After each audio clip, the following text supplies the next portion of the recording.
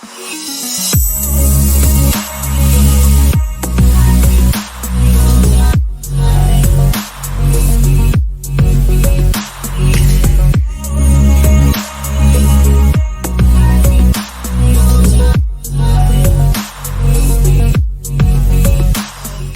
Hazel. Hi Silvia, how are Um, you? I'm great. How are you? I'm really good, thank you. Nice to see you. Nice seeing you too. And Mhm. thank you very much for connecting and like so we can share the very good value with other people and help Mhm. them grow too. Mhm. Um, can we just introduce ourselves? So can you talk a little bit about yourself and then I'll talk a little bit about myself. So Yeah, yeah. So my name is Hazel Hislop, and I'm originally from the Caribbean, Trinidad and Tobago specifically. I've been living in the UK half of my life, so about 20 something years. I've stopped counting now, and I have two daughters. And so my background is in psychotherapy, psychology, and coaching. And I'm passionate about working with women and working in terms of transformation and helping women to find their purpose and connect to their true potential. So as well as my qualification, I quite like using my intuition and working from my heart. So I talk a lot about heart-centered working in terms of bringing my full self into my work.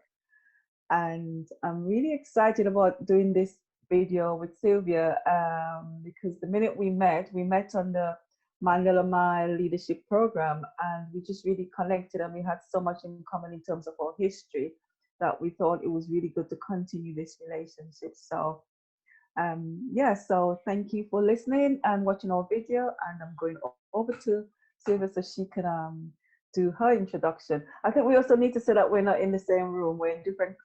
I'm in London and you are in Dublin, Dublin, so two different cities. Yeah. two So different islands. yeah, Yeah. yeah. So my name is Silvia Glowa, and I'm coach. I'm not psychotherapist. I'm a coach, and I'm also a accredited strengths practitioner. So my main focus in my work is career coaching. I'm trying to help people finding better ways to develop themselves and find that harmony in their work. Because what I've seen over the years is like loads of people go through breakdowns and burnouts in their job. So I help them overcome those obstacles and get them back on the track and enjoy their life much more, especially professional lives, because like I do believe it's a huge part of everyone's life. So that's why we need to put a little bit more effort into it. Like obviously we spend at least 8+ hours every day at work, so Mhm. like it has to be enjoyable somehow. So yeah, I'm originally from Poland. I'm in Ireland nearly 16 years now. I have two daughters as well. So yeah, we have Female loads, energy. loads of things in common. Um, yeah, I'm generally very happy from like being here. I love traveling, so now definitely it's a bit of a struggle. Mhm. But yeah, that's really it. And I'm very thankful that I could meet Hazel as well. It's such a pleasure and honor just to even like kind of like work together and see where it goes. So yeah. Yeah. Yeah. And so we wanted to start off our YouTube series with the first. So should we say that we're planning to do a series of YouTube videos? We haven't actually decided on the number, but a few videos, and in order to share some of our experience, personal and professional experience, as well as maybe some tips. And our first topic is today, Syria. Crisis. So Yeah. how to navigate, because especially now, like I suppose many people, including me, Mhm. we are in a crisis situation. I don't think there was at least I've never experienced such a difficult moment in my life, Mm-hmm. so it is, it looks like a lot of things are falling apart, but it's Mm-hmm. really how we navigate that that Yeah. will help us to grow even farther and have a more or less okay life, right? Because it's Yeah. not about like, it's really how we react to those things more than anything else. Yeah. So we wanted to really focus now in terms of navigating. How do you navigate crisis? Because I think it's important to say that crisis happens to everyone. Everyone experiences crisis unless you're absolutely perfect and you've not had quite sheltered in a bubble. But we all will go through some crisis throughout our life. Some people probably experience crisis more than some. Some people might just have one crisis, but most times it would affect us. So when we think about crisis, we're thinking about anything in terms of, it could be a bereavement, it could be a loss, like a loss of a relationship, divorce, being a widow, it could be moving home, it could be losing home, it could be financial, and it could be a health issue. So crisis comes in different stages in our life and at different times. And I think it's important in terms of understanding that it's not that you're immune from a crisis. Mhm. Because sometimes we say, why me, when we're going through crisis? But actually, everyone do go through crisis, but it's real to you, it's real to us, and we shouldn't really um, not acknowledge the crisis, but it's actually when the crisis happens, how do we manage it and how do we then get back on track. So we wanted to share some of our personal experiences and maybe some professional experience and suggest tips as well in terms of how we've managed that for ourselves but also in our work. Yeah. Do you want to start with your go on, sorry. So yeah, like definitely, yeah, the crisis is outside of our control. As Mm-hmm. much as we want to, we are never 100% prepared for it. um, Mm-hmm. like for example the pandemic, nobody suspected that something like that will happen. And Mm-hmm. obviously it might be a shock to the system at the start, and it's really just to trying to figure out what can I do to keep myself afloat and Mm-hmm. not to be pulled through all of those negative thoughts, and because just to kind of like overcome it. So I Mm-hmm. guess from my perspective, as you touch through different situation where you can face the crisis, definitely one of them for me was like, yeah, the bereavement. So like the when I lost my dad, that was 2012. So that was a shock because it was very unexpected. It took me a while to understand what is going on actually, because Mm-hmm. yeah, it was a shock. I didn't know. Yeah. I didn't know why. You're always asking yourself why. Yeah, why me? Mm-hmm. Not necessarily why me, but why it happened. Mm-hmm. Um, but I guess what worked for me was like I took it easy on myself, Mm-hmm. just to kind of like take one step at the time, take one day at the time. Yes. Um, understanding that okay, it might be very hard at Mm-hmm. many points, um, and just work from there. Obviously, there, I don't think there is any defined time how long the bereavement takes. So Yeah. there is no point to be hard on yourself. So like, I was lucky because I understood those things. I got a Mm-hmm. lot of learning. I got loads of books that helped me to get through that thing too. I found it very helpful. Also, I wrote uh, a letter to my father, like a goodbye letter. Uh, Mm-hmm.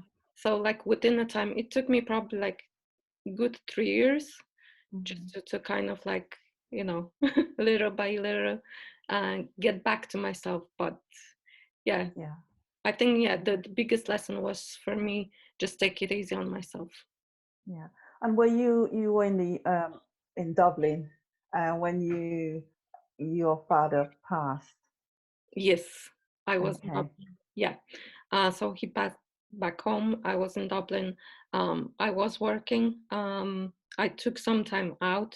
I do have Mm-hmm. to say I had really supportive employer at the time, Mm-hmm. super Mm-hmm. supportive. So to the point where um, I've been told if you need to go at any point, just send an Yeah. email and go home. Oh, that's amazing. Hmm. Because some people won't have that, and I'm just thinking that I recently lost my dad about it's coming up to 2 months in on Monday. So and I realized one of the things, although I wasn't there in the Caribbean to go to the funeral, etc. What it taught me was how important it was to have people around you and support. So I had my daughters, I had friends who I didn't expect would turn up. Even in the pandemic, they came and like at my door. They, left the plant. They brought me stuff. They brought me cards, flowers, and with a couple came and said two friends individually came and said let's go for a walk, even when I didn't think I needed that. But what helped me as well was like having a big um, extended family and also friends abroad. So I was able to attend the funeral on live stream and be part of it and be part. I did the eulogy, which really helped me to heal in a way because I could then think about my dad's life. But it really made me realize how much you needed a community, how we need family and friends and community around us to support us not just bereavement but any crisis. Because I like the idea of it's um it's that idea from, and apparently there's a controversy around this. The Chinese apparently see crisis, the Western interpretation of the Chinese definition of crisis, that it's like an opportunity and a challenge. But there's been some debate about that because they also said it's something around a turning point in your life, or change point when things are going, one way. We're Hmm. on a track, on a journey, we've got our goals, we're looking forward to this, and then suddenly something happens that disrupts that journey. So it's usually when that happens, like you were saying, that it's easy because you're not just going inside of you to think about, and I'm thinking about professional health on as a therapist as well. You're not just going inside of you to feel the emotions of sadness and pain and anger or resentment. You've got all those emotions coming up, guilt, because you may not have had the time to, see the person or say goodbye. But you also, so it's causing you to look at yourself inside, but you also, it's affecting your relationships as well. Like the people around you are going to be affected by the crisis, or you'll be affected by someone else's issue as well. Hmm. So I think it's so important that we have, people that we can trust around us, or a support system that allows us to, to deal with the crisis in whatever way, but also that we can ask for help. Um, and I think for me, I'd say my losing my dad wasn't the biggest crisis, which is really weird because in a way we knew he was ill, so there was an expectation at some point, you know, he's going to die, although we didn't know when. But it was still a shock because you kind of hoped that he would, keep going, keep going, keep going. But my biggest crisis, I think, was going through a divorce, separation and divorce, having two young daughters. So I got divorced quite when my children were really young. They were 2.5 and 4. So it was kind of bringing them up to that stage where, so I just remember always thinking about how am I going to survive this? There's like financial issues. So it's not just divorce. You've lost your, you and the decision was mine to leave the relationship, but still, you don't anticipate that you're gonna have to worry about finance, childcare, all the support system around you, things like how am I going to manage picking this one up from school, picking that one up. I was also doing a full-time job. So it was really stressful. And I think what impacted on me more was the fact that I didn't have any extended family, any of my family around me. So that for me was more of a crisis because um, I just kind of went into that mindset of I've just got to cope, I've just got to survive, and just really like zoned out, which meant that in a way you sort of neglect yourself as well. So that was my biggest crisis. Hmm. Hmm. and I was in similar situation. Mm-hmm. Yeah.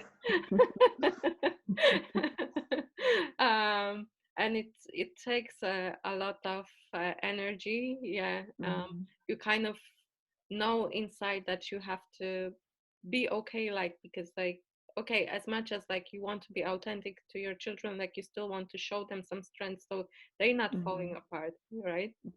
And obviously, yeah, when you're working full time, it's and being, you know, in a different country without any family. Like I cannot call my mom saying, oh, Mm-hmm. you know, and obviously children are getting sick.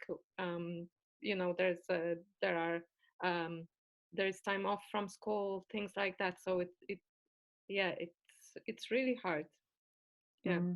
And then on the even on the personal side, you kind of have to um define yourself again, right? As a Yeah. And obviously there's a lot of stigma for Yeah. single moms. Um, so Yeah. yeah, it is a big challenge, and there's a good few pieces to work through on Yeah. many levels. Like as you said, financial wise, what am I gonna do because I only have one um, income now, and plus, like even for me, I remember when I had some um, health struggles. I was like, oh, I cannot nothing can happen to me because I'm the only Yeah. one that Yeah. they can rely on. It's huge, isn't it? I mean, I think that thing about your identity really changes your identity because you're not a wife anymore, but you're a mother and a parent, and it really makes you start to think about who am I? And again, it's not just with divorce. It could be like losing your dad or losing your job or whatever it is. You really what I think what happens in what which is why I was going back to the idea of the Chinese definition about the turning point. I think the crisis that we go through in those situations up until then we put a lot of emphasis and energy into the relationship, into the job, and or we take things for granted. We see that as our identity. Hmm. And then when the crisis happens, we realize actually, you start thinking, well, who am I without my dad? Who am I without my husband? Who am I without this job or whatever, or this house or this car? Because we're kind of somehow made this unconscious decision that this is part of who we are Yeah. until you had a crisis and you realize that's not who I am. Hmm. I'm more than a wife, I'm more than a daughter, I'm more than an employee. That there's something inside of me that it doesn't matter what I've lost or what I've gone through, I'm still me. And I think it's so that's why the opportunity comes in when you're in a crisis. It's hard, it's horrible, it's painful, but at some point I think you have to find that part of you within you. And you talk about the letter writing, where you have to think, okay, enough now. I've got to keep going. I've got to get back on track. What do I need to do? And I think that's where the opportunity come in terms of, I usually think about what have I learned? What am I learning right now about this crisis? What am I learning about myself right now? What can I do right now? And I join my faith, my spiritual aspect of myself, and I always think about, okay, what is this teaching me? What is God teaching me right now about myself, about life? What resources do I have?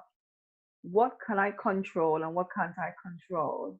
And then when I can get a sense of what I'm in control of, then I can focus on the things I can control and to keep going. So I think when I look back, for example, at my divorce, it kind of made me realize that, well, I'm really grateful. I've always been grateful to have met my ex-husband and have two beautiful daughters. So I'm not knocking the relationship, but what I learned was that if I'd stayed in that relationship, I wouldn't be where I am today. I wouldn't have the freedom and the independence in terms of like studying and expanding and growing, because one of the things that he didn't like me studying, he didn't like me, doing courses, etc. So I would have not had the opportunity to be the woman that I am now, which is a much better version than I was 15 years ago or so. So I think I look at the opportunity and think, wow, um, I'm just that, I don't even recognize myself 15 years ago. in who I was. And it's a positive thing because I feel more confident, I feel more happy, I feel I have more joy, I feel like I've got my voice, whereas I didn't think I had a voice at that stage in my life. Mm-hmm. Yeah, I feel like even as you said, I feel also more centered. So like Hmm. know myself better just because Hmm. I went through all of this. And I'm just like, yeah, it is kind of opportunity to even like go through the inventory of your life, right? Just to Hmm. see what worked for me and what didn't work, Hmm. and then draw some conclusion. But definitely, the biggest thing is just to give yourself space for this, just not to hide it, right? Hmm. Um, Hmm. definitely, I I was very harsh to myself when I was younger. You know, like even though like some of the things were tough, like I was pushing through, and until something really broke down, right? Yeah. Um, but obviously, with the age and everything, I've realized, oh, hold on a second, what is that telling me? As you said, yeah, just to kind of like take a pause and trying to, because it is a really a part of the process and trying to redefine yourself, and you Hmm. need that space for this. Hmm. So, what did you learn about yourself in like when you think? Because I have a sense that every crisis, um, you have this kind of similar reaction, similar emotions, similar questioning, similar stresses. But if in each crisis you learn some, you learn a bit more about yourself, and then you kind of like build and build. So, are there so few things that you learned about yourself going through some of your crises? So yeah, definitely just because yeah, I was pushing myself a lot when I was younger. Hmm. I've realized there's a better way, and like using the feminine power. So be Hmm. gentle with yourself, and it Hmm. still works, you know, and it actually works much better than just pushing. So Hmm. that was a big thing for me. Like I've also learned that often, like especially when my dad died, that I could be supportive even though like to my family, even though like I have very little resources. So Hmm. you know, like I don't totally agree with that. Oh, you have to keep your cup full. There are situations when your cup is not full, and you will Yeah, still yeah, find a way to give to others, and that will give you the strength. yeah. What do you think? No, I like that. I really love that. I think it's similar. It tells you about your values, isn't it, in terms of what is important in life as well. I agree. For me, I think I learned that I was stronger than I thought I was because in my family, I was meant to be the weak one. I was always a frail child, fragile child, always getting ill, and the shy one. And I learned that I was stronger than I thought I was, much stronger. I was more resilient than I thought I was, and that I had a voice and I liked my voice, whereas before I was afraid to express my voice. So I learned that I had a voice and I learned to ask for what I want. So in Mm, terms of like saying no, I don't agree with this, or yes, I agree with this. But so I think I've started to realize that you they say people usually say crisis either it breaks you or makes you. I think it does the both. It does both. It breaks you. But for me, I think the breaking is important because I always think of it like a heartbreak. yeah. And heartbreak is not just with romantic relationship. It could be like with the loss of your dad, whatever. It really breaks your heart because you've lost something or something really traumatizes you. So it breaks your heart. And I think we it's an aware that when your heart breaks, you have to it allow it to then heal again, to Hmm. heal with time, with self love, with, as you said, the feminine, being gentle to yourself. So I think for me, it's kind of like, obviously, when I'm going through the process, I hate it. I'm like, why me? It's not fair. And what I used to say before is that, oh, I've been so good. I've been a good girl. I've been a good, wife. I've been a good mother. I've always like when I was younger, like was still go to church. I did everything right. Why me, God? Like it's not fair. My mom's like, it's not fair. It's not fair. No, throw tantrums. And then one day, my mom said to me, this is probably when my children were younger. This is about, I said, 10, 12 years ago. She said to me, Hazel, this is life. And I'm like, what do you mean that this is life? I didn't plan for this. Like, I didn't plan for this. This was not part of my plan because, like you, I kind of like had this vision. Left school, I was very, um, it was about achievement and success. I wanted to climb the ladder. I wanted to like be at the top of my profession. And that was before children. And then obviously when I had children, it changed a bit. But I think I wasn't prepared for failure. Mhm. So I didn't like failing. So getting divorced was a failure. Like, all the stuff like kind of like when things didn't work out in other areas, I saw that as a failure and I was just working hard. I was going to fix it, fix it. But Yeah. then I realized that actually that's not being kind to myself. So I think in that way, to be, what I say, it breaks you because you have to actually kind of have that sometimes crisis to shake you up to think about what are you doing with your life. You need to pay attention because you're not happy. So Mhm. come on. Although I know sometimes we have no choice, like when someone dies, we have no choice there. But sometimes the crisis is I think generally is helping us to take stock of our life and to really make more positive decisions. Yeah, yeah. And I think it also teaches us that, yeah, as you said, like, you know, for me, something needs to die in order for the new to be birthed, right? Mm-hmm, So mm-hmm. it's like this phoenix. Sometimes you think, you will fall apart, you will disappear, whatever. But after a while, it's just this new amazing thing. Like I definitely feel myself like even when I look at myself 5 years ago, I'm totally different person. And even though things didn't work the way I thought they'd be in the best way possible, Mm-hmm. I'm actually more happy about that, you Mm-hmm. know? Yeah, yeah, So it's definitely, I learned that, everything is about the acceptance, and that things like that are natural because like when you're young you think like and I guess we are fed on this positivity and everything will yeah, be great, whatever, yeah. the romance, whatever. And Cinderella story. Yeah, yeah. and that's why when things like that happen, then we are like in shock and we're like, oh, it shouldn't happen that way. Mm-hmm. Yeah, I think so. I think you're absolutely right. I think that's what I've learned for myself. And which is why I really enjoy working with women who are going through like transition or trauma. And I noticed especially the women who are like myself and who, in a way, perfectionist when you were, in the career, and they were like very focused, very like hardworking.